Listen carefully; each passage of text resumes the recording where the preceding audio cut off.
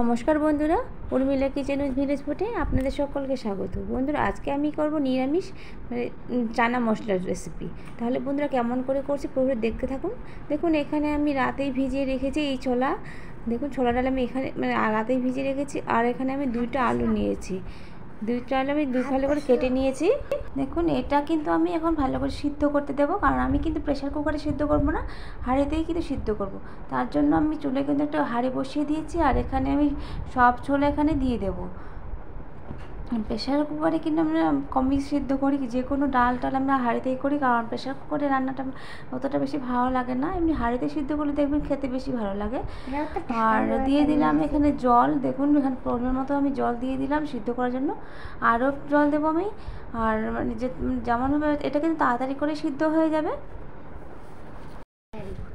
আর এখানে দেখুন, ভালো করে আমি চাপা দিয়ে দিলাম। আর তাহলে বন্ধুরা, আর ততক্ষণ সিদ্ধ হতে থাক, ততক্ষণে আমি দেখুন এখানে টমেটো কেটে নিয়েছি, আর এখানে আদা লঙ্কা আমি বেটে নিয়ে আসবো। দেখুন এখানে আর সিদ্ধ হয়ে গেছে আমার। দেখুন, এটা কিন্তু আমার সিদ্ধ হয়ে গেছে, আর দেখে কিন্তু বুঝতেই পারছেন। দেখুন, হাত দিয়ে চেপে দিলে কিন্তু হয়ে যাচ্ছে। দেখুন, আমার এটা কিন্তু সিদ্ধ হয়ে গেছে। তারপরে এটা কিন্তু আমি নামিয়ে নেব। আর এখানে আমি চুলায় কিন্তু কড়াই বসিয়ে দিয়েছি, তেল আগে থেকে দিয়ে দিয়েছি। আর এখানে দুটো ফোড়নে দিয়ে দিলাম তেজপাতা, আর সাদা এলাচ, আর বড় এলাচ একটা। দেখুন, মুখটা কিন্তু একটু করে ফাটিয়ে দিয়েছি, কারণ নাহলে কিন্তু ছিটকে যাবে। তাহলে এইভাবে আমি করে দিচ্ছি। আর তারপরে দেবো এখানে আমি কয়েকটা কাঁচা লঙ্কা। আপনারা চাইলে এখানে কাঁচা লঙ্কার পরিবর্তে কিন্তু আপনারা শুকনো লঙ্কাও দিতে পারেন, কিন্তু আমি এখানে কাঁচা লঙ্কাই দেবো, যেহেতু আমার কাছে কাঁচা লঙ্কা আছে। আমি কিন্তু কাঁচা লঙ্কা দিয়েই বেশি তরকারি রান্না করি। দেখুন, এখানে কিন্তু আমি কাঁচা লঙ্কা দিয়ে দিলাম। ভালো করে ফোড়নটা ভালো করে নিচ্ছি, নাড়াচাড়া করে নিচ্ছি। আর এখানে প্রথমে আমি দিয়ে দেবো এখন টমেটো কুচি। দেখুন, টমেটো কেটে রেখেছি, দিয়ে দিচ্ছি। আর টমেটো আমি ভালো করে নাড়াচাড়া করে নিচ্ছি। আপনারা বন্ধুরা, আপনি চানা মশলা কেমনভাবে রান্না করেন জানি না, আমি কিন্তু আজকে এইভাবেই রান্না করছি। আর পুরোপুরি দেখতে থাকুন আমি কেমন করে রান্না করছি বন্ধুরা। আর এখানে কিন্তু একটুখানি নাড়াচাড়া করে দিয়ে দেবো এখানে আদা বাটা। দেখুন, আদা বাটা এখানে কিন্তু আমি দিয়ে দেবো। আদা বাটা দিয়ে ভালো করে আবার নাড়াচাড়া করে নেব। আমি কিন্তু এখন দিয়ে দিলাম গ্যাসের একেবারে ফ্লেমটা অফ করে, একেবারে লো করে দিলাম। তারপর দিয়ে দিব হালকা অল্প একটু নুন, কারণ যেহেতু তাড়াতাড়ি যেন টমেটোটা গলে যায়, তার জন্য আমি অল্প একটু নুন দিয়ে দিলাম। আর ভালো করে আবার নাড়াচাড়া করতে থাকবো। এইভাবেই কিন্তু আমি লো আঁচে এই টমেটোটা ভালো করে কষতে থাকবো। দেখুন, এখানে দিয়ে দিলাম আমি লঙ্কা গুঁড়ো। এটা কিন্তু ঝাল হবে না, এটা কিন্তু কাশ্মীরি লাল লঙ্কার গুঁড়ো। এমন যে কি স্বাদও বেশি হয় তাও না, কিন্তু এটা শুধুমাত্র কালারের জন্য।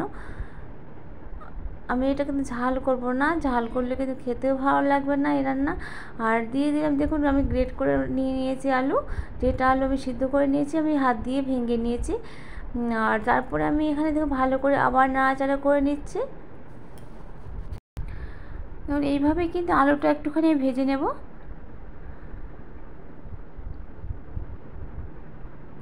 আলুটা কিন্তু একটুখানি ভেজে নিলে কাঁচা কাঁচা লাগে না, তার জন্য হালকা একটু আলুটা আমি ভেজে নেব। আর তারপরে এখানে দিয়ে দিব আমি সিদ্ধ করে রাখা ছোলা। এই ছোলাটা আমি এখানে দিয়ে দিলাম। ভালো করে আমি নাড়াচাড়া করে নেব।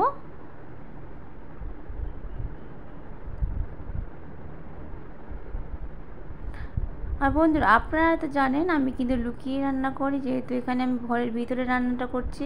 কেউ কিন্তু বুঝতে পারছে না যে আমি এখানে ভিডিও করছি, কারণ আমি এখানে রান্নাটা আমি লুকিয়েই করছি।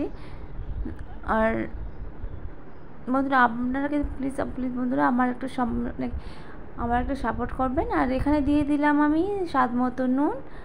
এখানে কিন্তু বেশি নুন দেওয়ার দরকার নেই, বেশি নুন হয়ে গেলে কিন্তু খেতে ভালো লাগবে না। নুন ঝাল একটু কম করলে কিন্তু চানা মশলাটা খেতে ভালো লাগে। আর দিয়ে দিলাম হলুদ গুঁড়ো, পরিমাণ মতো হলুদ গুঁড়ো আমি দিয়ে দিলাম। আবার ভালো করে নাড়াচাড়া করে নিচ্ছি, নুন হলুদের সঙ্গে ভালো করে মিশিয়ে নিচ্ছি। এইভাবে কিন্তু কিছুক্ষণ কষিয়ে নিতে হবে। আর বন্ধুরা, আপনারা কে কেমনভাবে রান্না করেন কমেন্ট করে জানাবেন, আর আমার রান্নাটা কেমন হয়েছে আমাকে কমেন্ট করে জানাবেন। দেখুন এইভাবে কিছুক্ষণ আমি কষতে থাকবো।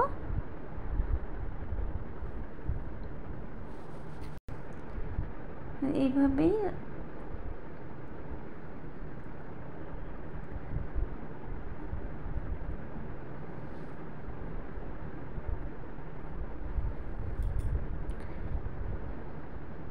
আমি কিন্তু দেখুন এখানে আমার কষানো প্রায় হয়ে এসেছে।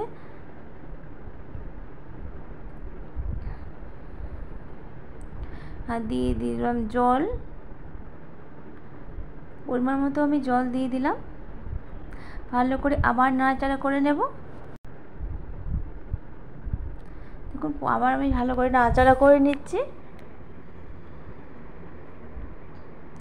আর এখানে বন্ধুরা আমি কাঁচা জিরে মশলা দেবো না, কারণ এখানে আমি ধনে গুঁড়ো মানে ভাজা ধনে গুঁড়ো আর জিরে ভেজে তারপর আমি গুঁড়ো করে নিয়েছি, মানে জিরে আর ধনে একসঙ্গে গুঁড়ো করে নিয়েছি আমি দিয়ে দিলাম। দেখুন 2 চামচের মতো আমি দিয়ে দিলাম।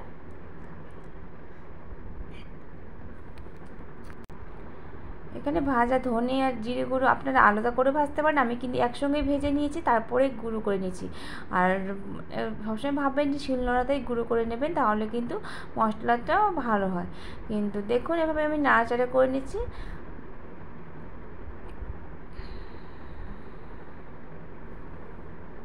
মশলার সঙ্গে ভালো করে মিশিয়ে নিচ্ছি আমি। আর বন্ধুরা দেখুন এখানে কিন্তু মানে সবাই বলছে যে এখানে কিন্তু ওরা সবাই একটু ঝোল লাগবে, তার জন্য একটু ভালো আর একটুখানি জল দিয়ে দিয়েছি আমি। আর এটা কিন্তু জলটা থাকবে না, কারণ যেহেতু এখানে আলু আছে, এটা কিন্তু সব চুষে নিয়ে নেবে, থাকবে না, জমে যাবে জল। আর এইভাবে আমি রান্নাটা করছি। এখানে কিন্তু একটু যে কোনো তরকারিতে ঝোলটা বেশি খায় আমার শ্বশুরবাড়িতে, তার জন্য এইভাবেই রান্নাটা করছি। দেখুন আমার বাপের বাড়িতে কিন্তু এরকমভাবে খায় না, আমার বাপের বাড়িতে কষানো খায়, কারণ এখানে একটু ঝোলটা বেশি খায়। দেখুন তার জন্য আমার শাশুড়ি মা বলছিল, তার জন্য আমি এখানে জলটা বেশি দিয়ে দিয়েছি। আর এইভাবে কিন্তু আমি নামিয়ে নেব। আর দেখুন ঝোলটা কিন্তু অনেকটাই টেনে নিয়েছে, আর এইভাবে কিন্তু আমি নামিয়ে নিচ্ছি। তাহলে বন্ধুরা আজকের এই রেসিপি যদি আমার ভালো লাগে থাকে, প্লিজ বন্ধুরা লাইক শেয়ার ও কমেন্ট করবেন। আর যারা যারা আমার নতুন বন্ধু, প্লিজ আমার চ্যানেলটি সাবস্ক্রাইব করে আমার পাশে থাকবেন। আর ভালো থাকবেন, সুস্থ থাকবেন এবং সাবধানে থাকবেন। আজকের ভিডিও তাহলে এখানে শেষ করছি বন্ধুরা, ধন্যবাদ।